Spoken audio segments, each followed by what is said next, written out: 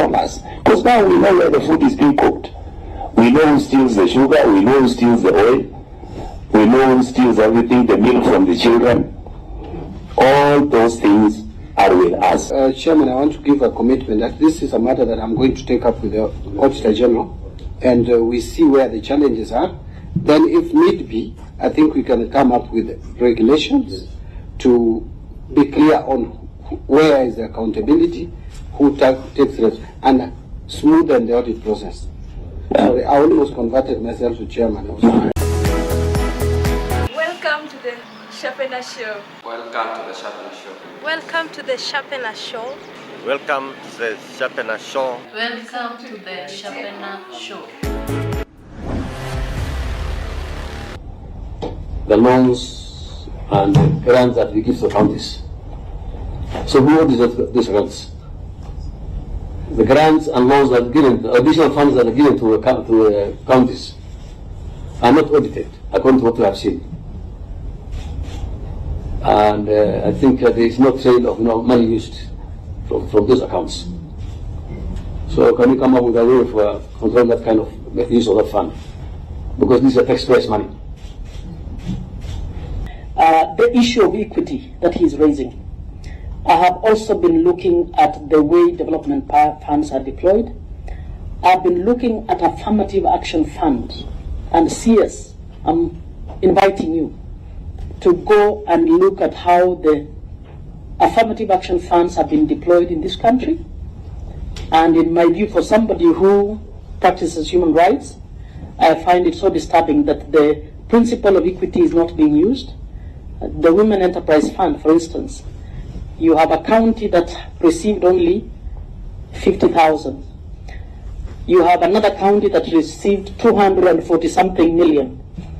Another one, and in the same region, another one 67 million. Another one 40. So you find one region has received nearly 400 million, another region less than 10 million. Now, I have spoken, I've engaged with the implementers of that fund, and of course they'll come up and say these people did not come up to take the fund. And I went further to ask, do you have funds to facilitate training for Baringo so that Baringo can also have a better uptake? Training for Migori so that they can have a better uptake? Training for Busia? And they tell me no, we have zero provision for training because Parliament cut off our money and we only have money for salaries. And I was like, why have an affirmative action fund that exacerbates inequalities?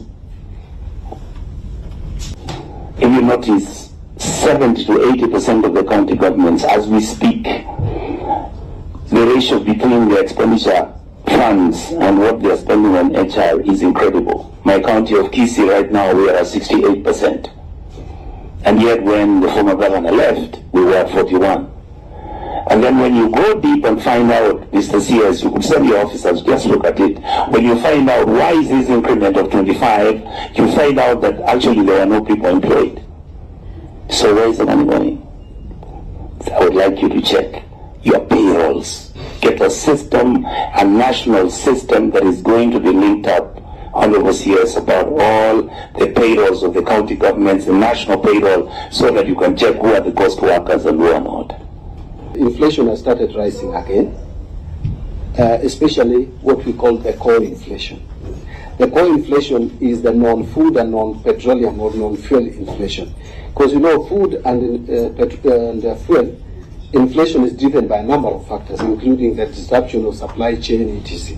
But the non-core inflation, like other commodities, the core inflation, like other commodities, are the ones that are driven exclusively by purchasing power, by liquidity. So the report was that the liquidity has risen in this economy in the past 2 months. The second issue that I wanted to say, thank you, you answered it, is on the pending bills. But if you notice, yes, currently if you look at the audit reports that are being given by the county governments, 80% of the county governments have accumulated pending bills since they took over 3 years ago. 60 billion. All right, now that is so scary to me. Why? Because they have deliberately decided to create these pending bills. How have they created them? Go and check even one county's audited reports. Like my county, 685 payments were avoided. You understand? That's why I said that if the system has deliberately been hacked, whereby now you find that the county governments are, instead of them paying people according to the work they do, they then, of course, like you said it yourself, so I'm so happy that you've got your finger on it, and I hope you will be handling it. The next issue that I wanted to ask you was, many of us feel, CS, that when we borrow money, when you borrow as Treasury, you don't, that's why you find many of us, or many people, even in social media, raising these issues about where it is going to and what it's going to do. What you've just explained to us completely makes sense. I would never question why you have done the securitization, but can you explain to Kenyans when you intend to do that, especially after you've achieved the results? Just explain to us, like you've done. We are borrowing this money. The agenda is for us to pay pending bills. This is going to be over a period of 10 years. This money, the purpose is this. And on top of that, CS, could you please present the companies that you're going to pay as the outstanding pending bills? I'm sure you can get the connection between all this. That's why I said I can't quite say this point. They are all linked on.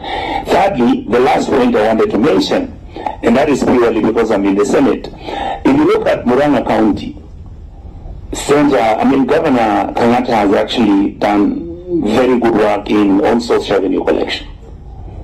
You remember last year, I think the year before, he was at 264 million. This year, he's at 1.5. What has shocked me is Kiambu County, of all the counties that exist in this republic, Kiambu has just collected 6.5 billion shillings in 1 year. Now, what I'm asking is this: why do we find it difficult not to either adopt what Kenyatta has done or what Wamatangi has done in Kiambu? Because the results are there. Where you have all these county governments, they have different systems and different financial platforms of collecting revenue, and you know what they pay, 50, 60 million for a system. And yet they don't have results. Look at Nairobi County. Nairobi County is collecting what, 12 billion a year? And yet you know, Nairobi County is expected to collect 125 billion a year. So, can you, in those reforms also, CS, please follow up on some of these things? Because they are all linked. We are going to have a system that captures from budgets. The plans must be in this system, procurement, all the way from advertisement to even evaluation to award, so that you can see. You see, Chairman, today we carry those cartons of papers as we tender. And someone just looks at your bid and sees it competitive and just plucks one document out of it. You can even plug your compliance, KRA compliance. So we are even putting it in that information that is available in the government institution should not make a tenderer lose a bid. If it is about tax compliance, we have the capacity to find out from KRA that you are tax compliant. And everybody will see what you attached because it is done online. And again, even if you are in US, you can still bid. You don't have to physically carry the cartons of papers. That we are integrating national MDAs of the government departments in this year. Actually, it was 18th. 18th is tomorrow. They are supposed to be onboarded.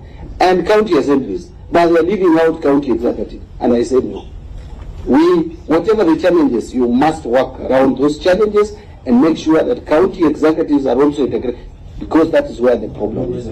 Reasons for accumulation of pending bills, both at the national government and the county government, is over-projection of revenue. At the national government, we have been over-projecting ordinary revenue collection for this country for years. That is why, for the first time this year, 2025-26, the Treasury estimate of revenue is the lowest. Even parliamentary budget officers are at a higher figure. And they were asking us, we should increase the figure. I told them no. I'm surprised that Parliament is asking us to increase revenue. We are not going to accept of a projection of revenue, because the moment you indicate that you are going to collect this much, it will be distributed to the ministries and they will start procuring. There is some pushback from some counties, and we are addressing that through IBEC chaired by DP. I'm sure we are going to crack it soon, so that we can have a uniform way of collecting revenue. And again, we also need to, as a country, start thinking of even the various rates and levies that are being charged by counties, whether we should not standardize them. Because, again, this is an area where those who are investing in this country are really complaining that now we are like operating 48 governments. We went through this process. It took months, to the extent some of us were getting frustrated just to get it right. Attorney General involved, National Treasury involved, everybody else was involved. Even the borrowings that we have done recently, the UAE loan, there's nothing secret about it. We got money from UAE. We got some 8 billion, 9 billion from OPEC in the 2024-25. From UAE, we got $500 million. We got money from African Development Bank, which you translate innocently. Through you, Chair, unless I receive other information, I will assume that the matter has been settled. Thank you. Thank you. Now, grants and loans given to counties as conditional grant are not being audited. This is sounding news to me, but the way I understand it is some of these grants, the accounting officer is the ministry. If the design, some of the development partners cannot deal with the small units that we have. They know the government of Kenya. And so they can pass the money through the ministry. If the money comes through the ministry, then the ministry becomes the accounting officer. And those are spending units. Those other units are given AIEs. And so the person responsible becomes now the accounting officer of the ministry, who is the PS. And in that case, then the Auditor General would still audit, but now audit it at the national government level. And we have had challenges with that because these World Bank projects, even when I was chairman of Public Accounts Committee, you find the World Bank gives money, the money goes to counties and it goes to their accounts direct, and the accounting officer remains the PS for housing. And then now, when it comes to accountability, you ask the PS to account, and then the people who have spent the money. Now we start inviting. It was very untidy. As a Public Accounts Committee, National Assembly starts inviting county staff who should actually go to the Senate. And so I actually left before we made a recommendation. I don't know what PAC has done. I think it's something we may need to look into. How do we effectively finance or release this money in a way that accountability is clear? If the money is going to counties, let it go to counties. The accountability is to the Senate and not National Assembly, and that is it. If it is a national government fund, then the national government should have a way of monitoring and controlling how it is spent. I think that is where the challenge is. For us who sit in these committees, how I wish that sometimes when you are sitting with your teams and you're making these recommendations, call us. Because now we know where the food is being cooked. We know who steals the sugar, we know who steals the oil, we know who steals everything, the milk from the children. All those things are with us. I'm your host, Mr. Sir. Mr. Sir. Mr. Sir. Mr. Sir.